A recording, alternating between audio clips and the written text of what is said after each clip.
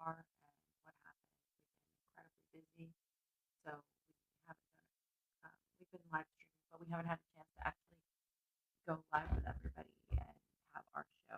So I wanted to give an update. Let me go ahead and share this real quick. I think it looks like it's working. Yep. No. Wrong thumbnail. You can fix that. Okay. So I'll be sharing it in a minute. I'm going to go ahead and share the Rokfin. We are not talking about Pfizer, and I don't want them to think we're talking about Pfizer because you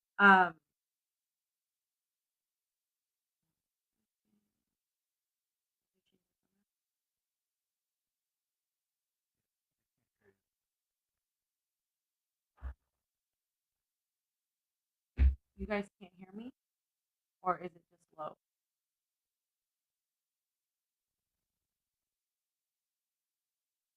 The sound is weird. Do you have headphones?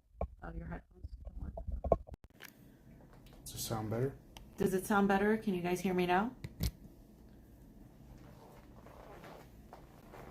Can you guys hear me now? Let me know in the chat if you can hear me. Okay. Let me know if you can hear me now because we changed the sound. So let me know if you can hear me now. Okay. That's better. All right. Good. I'm going to go ahead and share a couple things. Is the thumbnail changed? Okay, great. So we're here in Nicaragua. I'm going to be doing the live stream by myself because I just kind of wanted to rant a little bit. I haven't done one of these in a while where I've ranted, and we probably have some people live right now, and I don't want to, we usually don't go this late, but we've been busy. We had a press conference earlier today. There we go. And so in the press conference, it was a bunch of us who were observers and also journalists. And we talked about how pretty much everything that all of us experienced collectively throughout different municipalities, regions, and cities contradicted what the mainstream media and the state propagandists have been saying. And I really, really want to point out a couple things. So thank you guys for being with me. Please go ahead and share. We're being heavily suppressed right now. And also we haven't gone live like this in a while. So it does take us off the algorithm. So go ahead and share and see if we can get some more people on the stream. But okay, I wanted to rant a little bit because we have been in Nicaragua for about, God, I've lost track, like 6 days now. And we have been following this election. Now, you know, Pasta, myself, and Jonny are hardcore election integrity people. We look at the whole procedure of the elections, the ins and outs, the chain of custody, the, you know, the security, everything from what, you know, we call front of the house to the back of the house, everything about elections, right? So when we came on this trip, we knew we were going to look at things a little bit differently than other people who don't really know everything about elections. And I was pleasantly surprised when I came here and we met several other like election integrity people who were like excited about the whole process and the tabulation machines, things most normal people aren't excited about because it's kind of boring. And obviously we're anti-imperialist as well, and there's a lot of history behind everything. But one of the things that we felt we would add to the group is the election integrity aspect. Also, I covered the elections in Peru, and I have some things to say about that as well. But the election went on extremely well. It was a very organized and streamlined process. You can quote me on that. You can ask any other journalist. I'm going to give shout outs to all the journalists that are here. Camila from Castle Chan News, Ben Norton, there's Dennis, I forget the outlet he works for, Wyatt with Sputnik, Press TV had representation here, RT sent out some journalists. Gee, I didn't see CNN, New York Times MSNBC, all these people who were reporting about things from far away. There was not a single mainstream media camera. I think there were some like Latin mainstream media, but they weren't really going to the polls. They were just like, you know, fishing for a certain narrative. But if you actually went to the polls, and the particular region that I went to was called Bilwi, and I went with a delegation of several people, and Bilwi is in the geographically the northeast, but it's known as the Caribbean North part of the country, and it was just amazing. The people were so welcoming, and everybody was excited to vote, particularly in this region, because they are huge fans of the FSLN, and they are huge fans of Daniel Ortega, because since Daniel Ortega has been at the helm, they have really gained a lot in terms of infrastructure. And they sat us down and told us exactly how this government has bettered their lives. So there was no need to convince or coerce people, because they had just received actual tangible things from this government, while simultaneously the government was an autonomous region, was in its like in a small on a smaller scale. Their government was allowed to remain autonomous. So to better explain that, we have the country of Nicaragua, right? And then there's different regions. You also have autonomous zones and autonomous people who are of different ethnicities. The Mesquite was one of the ones that was there, particularly in the region that I was in. And these people speak that language, and they have been structured and organized a certain way for years. So one of the things that some of the the people that came in, right, and were talking to us, the local election officials and the people that live in this region, they were telling us how the indigenous communities have structured themselves in a way that makes them have autonomy over how they want to conduct their day-to-day lives. They have their own judges, their own sort of government structure. And then there's the Nicaraguan government that tends to help out where needed, but doesn't impose. That's one of the things that I loved most about this, was really seeing that explained, because my political philosophy kind of falls along that way. I believe we can create parallel societies in North America where we have our own autonomous structures in smaller communities, and I wouldn't mind a helpful government, right, that is there. I think that's like the next step we could potentially go to. Eventually I would like to achieve a stateless society, but we're not there yet. So I really like the way they did that, because it was a very decentralized structure, right? And so when you're talking about a decentralized structure, you're talking about a government that doesn't have a coercive control from a central part, which tends to lead to authoritarianism, something that I'm highly hyper aware of. And that's one of the main criticisms of communism. It's one of the main criticisms of from the right? Like, this is too authoritarian. And I didn't see that structure at all. What I saw was a decentralized government throughout Nicaragua, but particularly represented in these autonomous regions. And Bilwi was such a region where, you know, pretty much they follow the same national election structure, except that if they have certain people from a certain party and they're running for a certain seat, that's added in addition to it. And one of the things that I also noted about Nicaragua was that their elections are run the same, whether you're in Bilwi, whether you're in Managua, whether you're in any pretty much anywhere other part of the country. And in America, what we have is very centralized power, and then you have the states doing different things, but it's just not cohesive enough. And so I'm going to be comparing the American elections to the Nicaraguan elections because there have been allegations of election fraud here. There have been accusations of,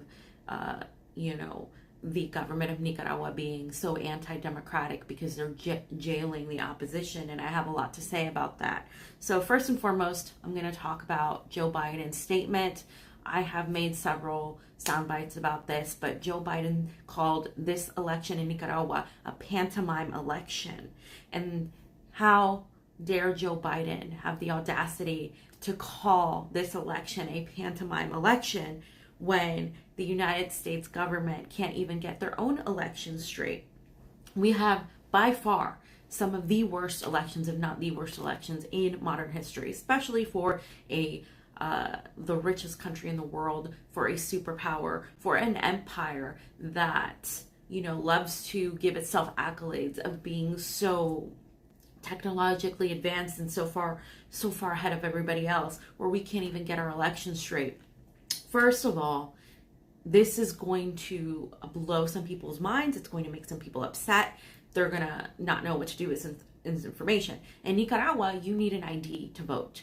You have 1 day of voting, and it's about, I think polls open around like right before 7, and they close when everybody is finished voting. And if there's no line, like if everybody's done by 5, but if not, if people are still in line, they'll let those people vote. So that's that. Then it's a national holiday, so people are voting that day, and people have the ability and are encouraged to vote, but they're not forced to vote. So unlike Peru, it's not a compulsory type of system where you must vote, whether it's null or not, that you must vote. No, you don't have to vote, but people do vote. Like, they have a high percentage of voter turnout.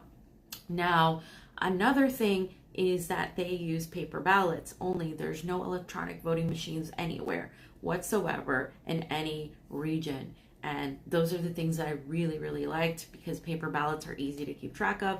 You also have the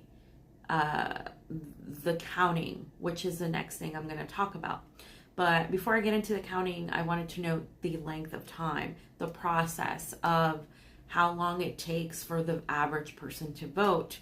8 to 10 minutes if there is, a moderate amount of people and it's a busy polling location, but it really depends on the voter. It could be anywhere from 2 minutes to around that time. Rarely is it ever a half hour, but somebody that I interviewed spoke and said that was roughly the max they've ever had. They've never had anything remotely close to an hour, 2 hours, 3 hours, 4 hours, 7 hours where you're ordering pizza.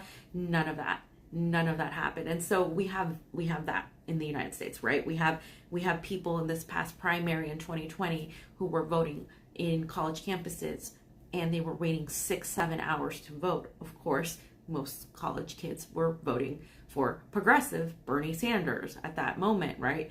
And then at the Latino communities and the working class communities, you had machines that weren't working, so they were given provisional ballots. And provisional ballots in America aren't counted. They're known as placebo ballots. And so right away, that made their elections eons ahead of ours. And also, the chain of custody is protected by the ID. Now, unlike a lot of liberals and some leftists, I don't believe a voter ID is a fascist or right-wing thing. Why? Because I've done my research. This is my thing. The vast majority of countries require some form of ID. The vast majority of countries also, guess what, do not allow vote by mail. There was no vote by mail for anyone in Nicaragua. There's also no ballot harvesting, which is something that the left is pushing in the States. The reason why we can't have that in the States, it's because we have no chain of custody. We have no way to know who is transporting those ballots at what time, etc. People don't do that because it's ripe for fraud. And so when I say that in the United States, people are like, you're a right-winger. And I'm like, no, I'm not. This is how most elections are. So how they do it in Nicaragua is when you're 16 years old, you're eligible to vote, and you automatically get registered via having your ID. And everybody gets an ID. And it costs, I think it was, God, was it 200 or 800 cuervos? And which is the currency here. And some people can't afford it, so they're allowed to use like an expired type of ID, and that's still allowed. So what's been happening is that you don't have to worry about voter registration at all because you're automatically registered, right? So it's like they combine the Democratic Party process with the Republican party process, right? They require ID, but you're automatically registered. You get a 1 day of voting, but it's a national holiday, right? And so paper ballots, and they count the ballots right there where they are. Another thing, so they don't go and transport everything right away. They count it. And how it's done is you have most people, I think, from everything I saw from every region, people are voting in schools, mostly elementary schools, and the rooms of the schools are known as jaulas, and you go in there, and there are multiple people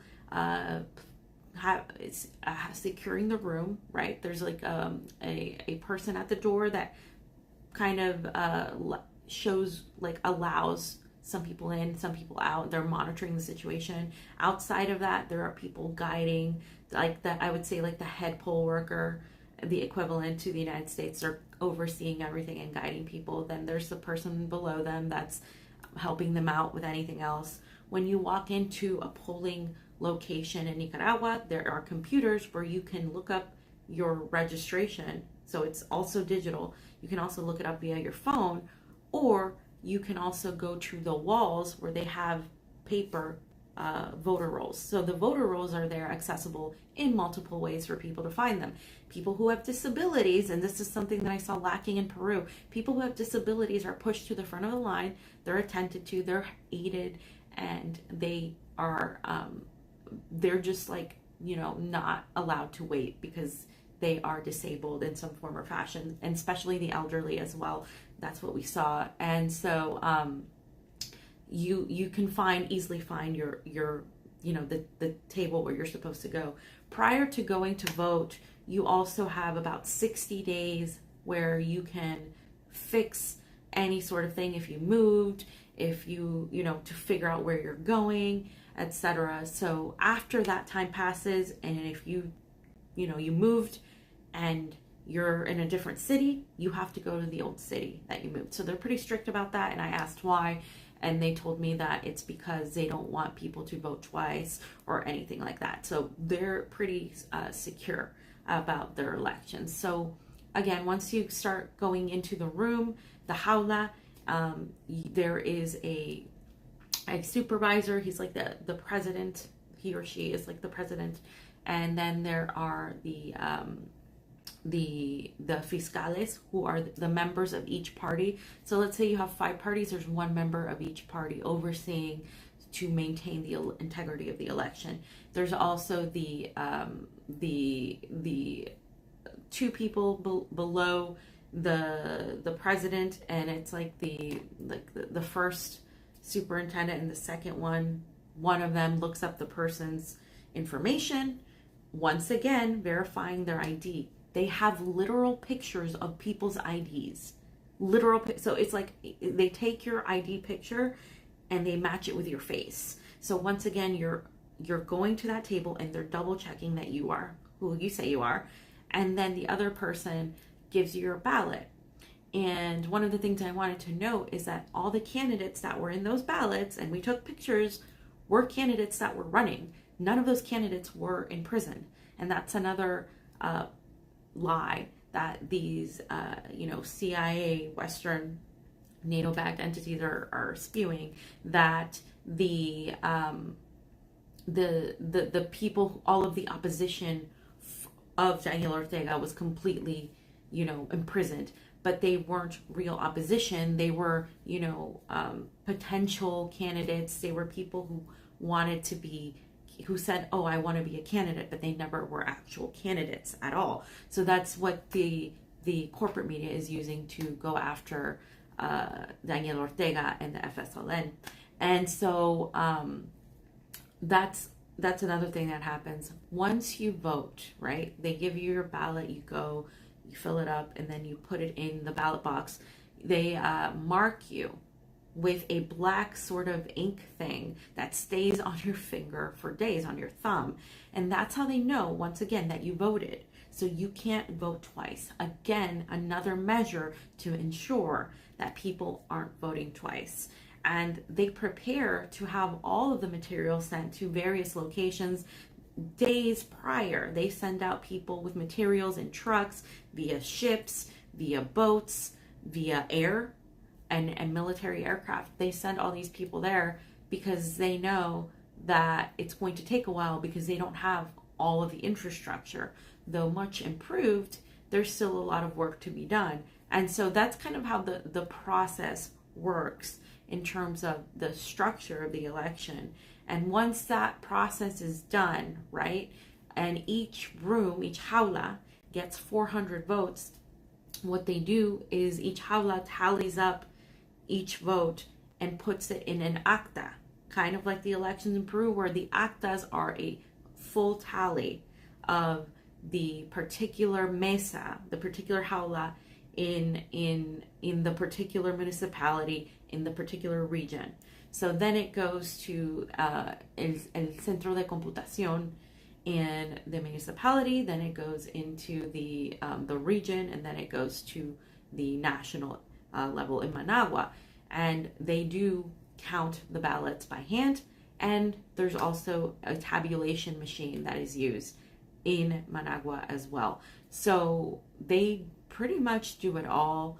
One of the only things I would say is I would like to know even more about the tabulation machine and how that works specifically. But again, when they're transporting these ballots, there's not one person, there's not two people. There is as many as 3, 4, 5 people. Any of the party representatives can go on the bus and follow the election, the transporting of these ballots. They can follow it to make sure it gets to where it needs to. They don't have to. They can also get it faxed as well, which usually always happens. So they get, like, the candidates each get a copy of this actas. So that is like essentially what happens. And so when I went there, we talked to several people and they were excited to vote. They talked especially in Bilwi about how the Sandinistas government has helped them have more potable water, better roads. They're very close to achieving the road from Bilwi to Managua. It's like an hour by plane, but it's about 8 hours or so or more, because they don't have a particular road that really makes the traveling easier. They're very close to doing that. After being hit by 2 hurricanes last year, they were able to quickly rebuild and give people roofs to fix their homes, right? So they immediately fixed their roofs. They completely were able to deal with the catastrophic situations of back-to-back hurricanes, and they built new schools, new centers, and the people there really enjoy. You don't have to convince them of anything. The government has worked for them, so they support the government, and so they do go out and vote. Bilwi, when the results came in, had, I believe, 86 or so and change % of the people voting for the Sandinistas and Daniel Ortega. And so you can understand why, because they really felt like the government helped them while also not overstepping in their autonomous sort of structure. And so all of that happened, and then Daniel Ortega was actually reelected. We were all watching and reporting on the results overwhelmingly, with over 74% of the support of the people of Honduras. The whole opposition strategy was for people to abstain from voting. So if you go to mainstream media, neoliberal media, whether it's Spanish or English, you will see that they're saying that only 17% of people in Honduras or in Nicaragua voted for Daniel Ortega. And that's impossible by the numbers of votes you're seeing. You can easily debunk that. They also said that there were no advertisements for anybody beside Daniel Ortega, which is false because we have demonstrably pictures of the other candidates that were promoted just like any other candidate would be. Also, even the opposition candidates said that the process was fair. They literally said, oh yeah, we're not a fan of Daniel Ortega, but the process has been fair. The only people saying the process isn't fair are the people in the West, the people in mainstream media, the paid shills and propagandists for these this NATO-backed country, the NATO-backed countries that want to really, they have various reasons for really caring about Nicaragua, and you really have to talk about why, because Nicaragua is the second poorest country in Latin America, Central America in particular, and why, would they? Well, there's a lot of things being built, there's a lot of businesses with China, there's all these sorts of things, but also there's a reality that the system here is working, and they don't want Americans to see a government that is so beloved by the people and that is actually working for the people. And if this government wasn't doing that, and if the election was unfair, I would be the first to say this election is not fair. But from what I've seen and from what I've studied and from what I've gathered, and then not just me, but everybody else that has been on this who didn't even have, we didn't sit there and say, oh, I'm going to say this, you're going to say that. We literally just all experienced the same thing in different regions, because we were hours apart from each other, a lot of us. And it's crazy to me how they get away with spinning this, right? Because the propaganda is so heavy, and I get so angry when people share propaganda, especially from especially from propagandists who aren't even here, who, like that woman from the New York Times who was saying, the independent media was kept out. Excuse me, we're independent media. We were the only ones that were here. All of the people that I talked about, that I listed in the beginning of the stream, they were the only ones here. Nobody else was here. No CNN, no New York Times, no Washington Post. The legacy media was nowhere to be found at this time during this election. And if they were to be found, they were found far away in other countries where they could type from the comfort of their, the regime change operation narrative and start pushing this sort of propaganda, because they weren't here and we would have seen them. And so, we went to several voting locations. We also went to one of the largest voter centers in Nicaragua, which was also in Bilwi, and that one had about 30 how less instead of the 15 or 16 that are usually there. So that's that. He won, and now as soon as even before he won, the Biden administration was condemning this election as a farce, as a pantomime, saying that journalists aren't being allowed to talk about this, that people are being jailed. I just got to point out Julian Assange and this whole thing. The Biden administration is still persecuting Julian Assange, right? They're trying to exert international jurisdiction over the press. They're breaking international law. I mean, they constantly do this. And by they, I mean, the United States government, particularly the State Department and the Department of Justice and their goons and the state agencies, right? And they have been coming after our journalists for exposing their war crimes. And then they have the audacity to talk about all of this like, I'm indignified because the press, there's no freedom, there's no democracy, there's, none of this. And the United States has engaged in disastrous elections. And the reason why people, on January 6th went out there and protested, you can disagree with their ideology all you want, but the system is set up that way because we don't have trust in the system in America at all. Nobody can prove to me that any of our elections in recent times have been won fair and square. You know why? Because we have proprietary software where we can't look into these machines. We don't do audits. We don't have a fair system.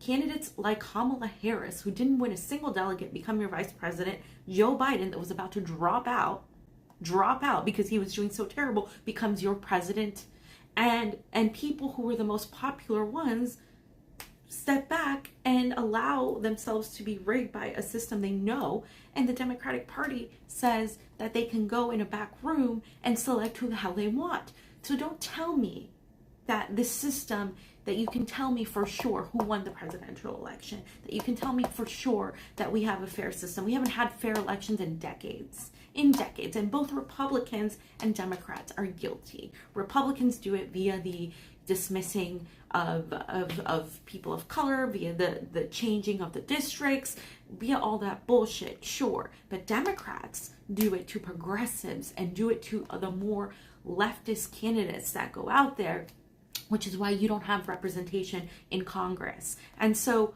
when people, say, well, there's a lot of people on the left who are talking about Nicaragua, but they don't realize you're cheering Nicaragua, right? You're cheering how Nicaragua is and what they've been doing and who they've been electing. But you're never going to have that unless you stop falling for the complete mind games of the liberal media on how voter ID is racist and all this crap. And we need security in our elections. We need to have a balance of security and accessibility. We can have that. But they refuse to be honest and open because they don't want you to vote for your candidates. They want to select them. They have been doing this. It is an illusion. We live in an oligarchy. And so the reality is that we need to really understand and assess. This has been such an eye-opening experience for me. Not that I didn't know that, the countries in the global south are the ones who are fighting back, that have the real left, the left that doesn't focus just on superficial social justice issue without economic issues. Not that I didn't know that, but I mean, it is just beautiful seeing it here. It's beautiful seeing their criticism of the U.S. left, how we just hyper focus on stupid bullshit that has nothing to do with exerting power and taking power and seizing the means of production. Literally, we just allow ourselves to be co-opted by all of these institutions, and seeing these people organize and be so efficient at what they're doing in spite of the menace of the boot of the American empire constantly on them since the 1800s. In spite of that, they've been able to do that. And that, to me, gives me hope that maybe at some point we can do it too, and we can learn from Nicaraguans. We can learn from Venezuelans. We can learn from people who have said enough of this manifest destiny, Yankee Monroe Doctrine type of mentality that the West has. And really seeing for once a group of people, right? After Zelaya got elected, he came out and had people, a bunch of the delegates, a bunch of representatives from other countries, some of the observers, journalists, everybody, and some of the people, the Sandinistas people, came out and he saluted them, and he started giving a speech. They had a concert for him. He told a story. He told a lot of stories. He went over the whole history of how the United States has influenced and tried to really constantly coup and keep Nicaragua under its control, and how it has failed. The 2018 coup failed, and it failed miserably. And the United States admits it low key, but it failed. And it failed because the people of Nicaragua are extremely trusting of their government. They have their government's back, even if they don't agree with everything. And because they have become very, very self-sustainable. They haven't allowed a figurehead like Juan Guaido to arise. And that's something that I also noticed in Nicaragua. They tried to do the whole Juan Guaido thing. Oh, these political prisoners. The opposition failed because they know what's up. Nicaraguans know what's up. They will not allow that to happen again. The attempted coup in 2018 really allowed them to understand how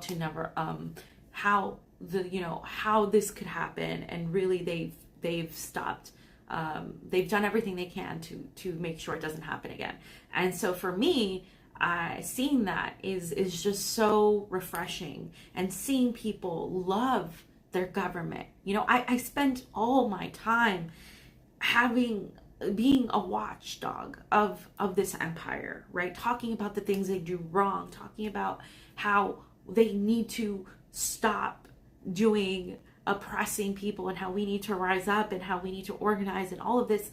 And that literally is what I do, because they're terrible. They're absolutely disastrous. And people thought Joe Biden was gonna, you know, like dismiss fascism, that we were going to vote out fascism, that they were going to hold his feet to the fire. Joe Biden has been a disastrous president thus far. His approval rating is tanking. He is despised by people on the entire spectrum right now, and he's only been president for a year. Like, that tells you everything. Less than a year. And you know what? It's crazy how weird I felt, but in a good way, when I saw people who were so happy to be part of something that they believed in, a government that had their back. I'm like anti-government at this point, right? Because I don't believe that our government can work, and a government like that can work. And then I come to Nicaragua and I'm like, holy shit, this is exactly what I've always envisioned. Like, this is a kind of government that isn't overbearing, that allows people to have autonomy, but also has their back if they need it, but doesn't force you. You know, I have a hard time thinking that Nicaragua will fall into the grasp of the World Economic Forum. Daniel Ortega. I mean, I have a hard time thinking. The man was calling people hijos de perro. He went after the West, and he needed to, because the West has been awful to Nicaragua, to Central America, to South America, and you know, and it was done in such a way that you couldn't deny it, because it's historical, it's fact. And he's speaking, and they were so supportive and welcoming of all of us. They're like, you know, we don't hate the American people, we don't hate the people of Europe. It's their government, their parliament, the European Union.